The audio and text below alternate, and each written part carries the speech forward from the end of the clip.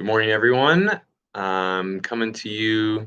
Oh, I don't know if the beginning made it. So if it didn't, good morning. I'm joining you for a quick video about Exodus 3. Quick video, you know me. This is a big chapter. So Moses has, we've gotten the background on Israel, what's going on. We've seen what's happened in the life of Moses and how God is preparing him to be Israel's deliverer. And finally, the call comes. This is a famous burning bush chapter. And Moses is going to have some things to say in response to God. So we'll dive right in here. So like I said, this is a turning point in Exodus. We know that God is at work. Israel does not really know that. It's hard to see for them how God is at work through this child who became a man and then is now in Midian. It's impossible to know for them that God was doing this. We have the benefit of knowing that. One thing that's worth noting is that the personal name of God, Yahweh, which would be how they identified him, was not present in these first two chapters. God comes up, the word God, El in Hebrew, I'm pretty sure, but Yahweh does not come up. And when Israel cries out to God, or cries out, note that it said they groaned in their slavery and cried out, and that their cry for help went up to God. But that doesn't mean that they cried out to God. So these people are kind of like lost. And what we're going to see from here on forward is God is going to start to reveal himself to them, who he is. And in these chapters, there's some central verses where God tells them his name. And these are just huge verses. Some people say just the most important in the book of Exodus. That's obviously debated, but that's to say that when God reveals his name in 13 to 14, it just shows who he is. And we learn who he is as the book progresses. So we have a burning bush. That's how God chooses to reveal himself. Now, that's interesting, right? But it foreshadows, we can at least say that it foreshadows the plagues where God is kind of using creation to show himself as a sign. And here I think we get it. It's amazing. The bush is on fire. It doesn't burn up. We see God in control of creation. That's enough to catch Moses's notice. Like, so there's something out of the ordinary happening here. And God is going to show here and through the plagues and through the signs that he gives to Moses that he is the Lord of all. He's the God of creation. Jesus shows us this too, right? So there you go. That's kind of what I'm getting at there. Now Moses is afraid to look at God, and he's told to take off sandals because of God's holiness. And what makes, or because God is there, right? And because God is holy. It's holy because God is there. Okay, where God is, where God's presence is where God's is holy ground, is what I'm trying to say. And I think that's interesting for us. We see Moses kind of like bowing down and being reverent. I don't think we think about God's holiness very often, and I don't think we should be afraid of God's presence in this sense of like fear. But I think that we should have a healthy reverence of God. And that's really interesting in light of this idea that the Spirit is in us. I think that we should kind of walk around with this reverent sense that God is with us. And we'll get a little bit more in how that should really shape the way we live. I'm curious to see what people say there, but we'll pin that question, answer it as best you can, and we'll get to it, I think, in the coming verses. So real quickly, God, this question, get to it if you feel like you have time, but God in verse 6 identifies himself as the God of Abraham, Isaac, Jacob, and God is kind of saying, like, you've heard about me. I'm that one. I'm that God you've heard about. I'm not some other God. Because they're living in Egypt and they're polytheists at this point, or at least they're surrounded by polytheists. And it becomes kind of clear with the golden calf incident that they've kind of taken on the traditions of Egypt. So moving on to the next set of verses 7 to 10. So these are some comforting verses to us. God sees the suffering of Israel. He cares about it, and he comes down into that suffering.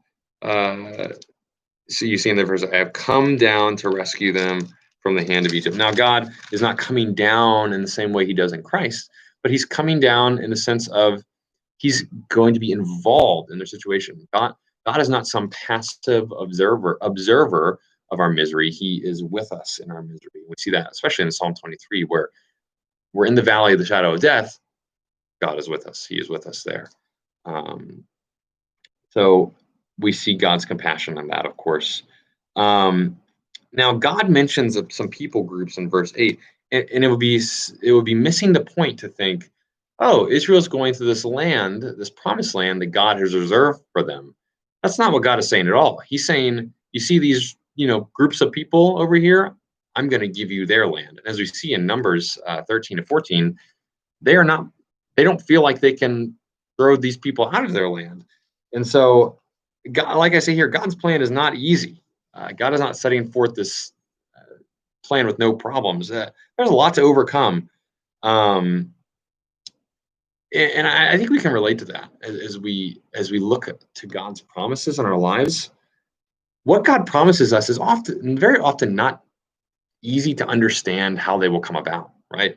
And God really does make Himself known through the way those obstacles are overcome, and that's what we're going to see here. So it's good to reflect, like, what are the hurdles that you have that you feel like, and I know that these things are in the Bible and that God says that they're true, but what about this, this, and this? Like, how can God be who He says He is in light of these things? And I think the book of Exodus really does speak to that and all the things that had to be overcome for God's plan to be fulfilled. Um, and another thing I want you to note here, this last part, this last little major bullet point in section 7 to 10 is basically a setup for the next section. In verse 8, I lost my spot.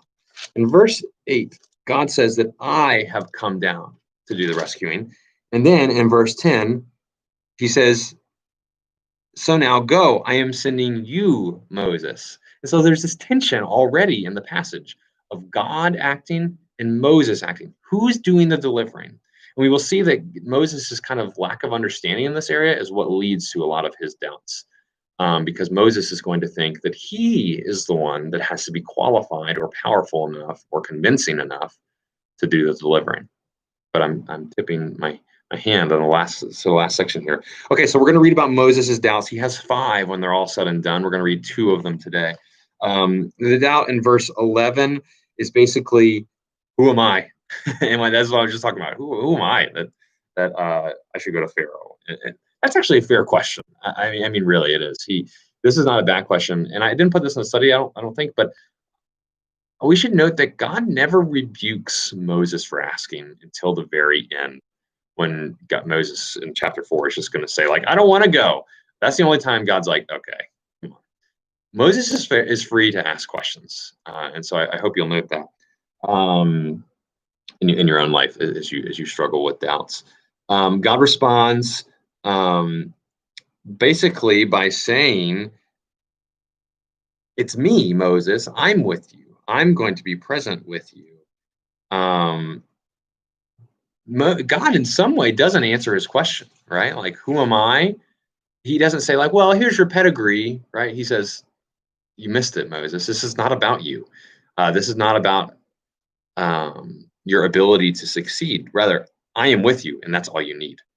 And that goes back to answer that question. What does it mean that God is with us and living in us? I think that's just such a important thing for us to remember when we doubt who we are. It's not wrong to doubt. Like, man, I feel like nothing.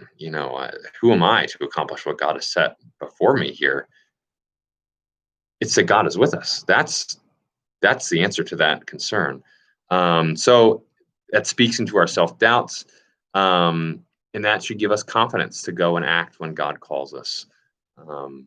But we'll see that for Moses, this is not enough, because he has another concern in 13 to 15. He's saying, okay, well, what if the Israelites say, who is this guy? What's his name? And then we finally come to the verses here. What if the people, he's saying, what if the people don't accept kind of my testimony? Now, a Hebrew name is meant to convey something about the nature of a person. So when Abram was named Abraham, his name became something that meant like the father of many nations, right? So that name was going to communicate something that would be true of his life. So when God changed his name, it was like a testimony to what God was going to do. So I asked you just right off the bat, what are your initial thoughts when God says that his name is I am who I am? Um, I honestly, I'm not sure that a lot of people will have initial thoughts, and that's fine. People could have some guesses. Um, I think this is a confusing verse. So let me see if I can help. First, we need to note that this I am who I am.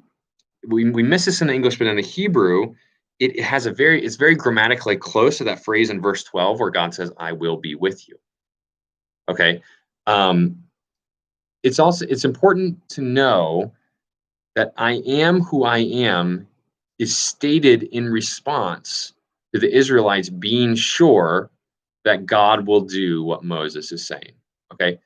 So when you put those things together, the I am who I am, while we can't make a lot of definitive statements about what that means, it is meant to assure that God is going to be with them and with his presence going to be with them, and that will assure their deliverance. Okay. So some people say that this verse means something along the lines of like, what do you mean? Who am I? I am who I am. I'm God. I think that's like a little too flippant. I don't really go that way. Um, but what I think he's saying in a way that it is admittedly ambiguous, but he's trying it has something to do with I'm going to be with you. Okay. Like it's something that has to do with what he says in verse 12. I'm going to be with you. Therefore, you don't need to doubt because I am the God of your fathers and I am going to do what I say will come about. That's what I think is going on here. And what we're going to see, I think that part of the ambiguity in this weird phrase, I am who I am, is meant to say, like, you'll see. And they will see. They're going to learn in these next coming chapters who God is. Man, I love this stuff. I'm sorry, I'm all fired up. This video is too long. So that's what I think. I just answered the next couple questions. That God is the one who brings them out of slavery. He's their deliverer. He's their redeemer. And he gives them the picture of that plan in 16 to 22. So we see in those verses how that character plays out, that he's a deliverer, the redeemer. I point you to Romans. I hope you have time to go there, where we see God promising to bring us out of our own slavery. The New Testament talks about sin as slavery. We're enslaved to sin. We're enslaved to our flesh. And I hope you can recognize places in your life where you feel enslaved. And that we have this hope that God is going to bring us out. And I hope this story of Exodus can bring us hope and courage as we face those things. And I want you to be honest too with that question there. Like, do you ever get discouraged? I hope you guys can have some good conversations about that, because I think it's very normal to be discouraged. And I hope that these words of Moses can give voice to our own doubts and concerns. Okay, let me see if I covered everything here. Sorry, I'm all fired up. And Exodus,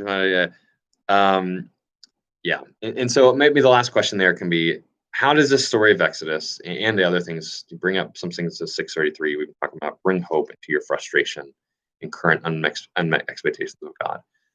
If you guys are anything like me, you live with a lot of frustration, a lot of unmet expectations, a lot of this sense of like, God, why am I still struggling with this stuff?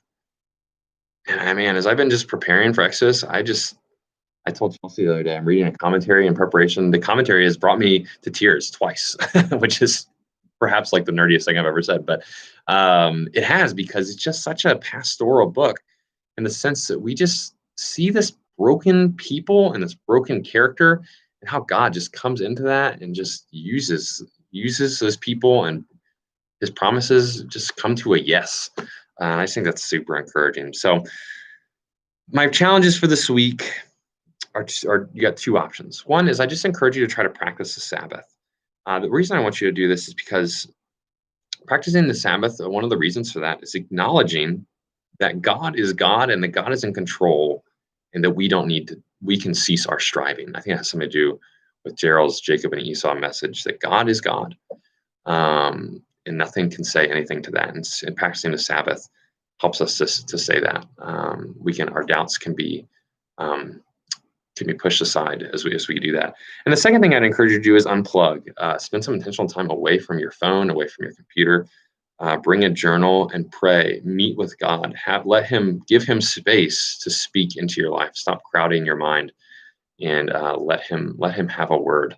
So those are my challenges. Hope it's helpful. Hope you enjoy my extra notes. There's a lot of them this week because there's lots of crazy things happening with the burning bush and whatnot. But yep, let me know if you want to talk. See you soon.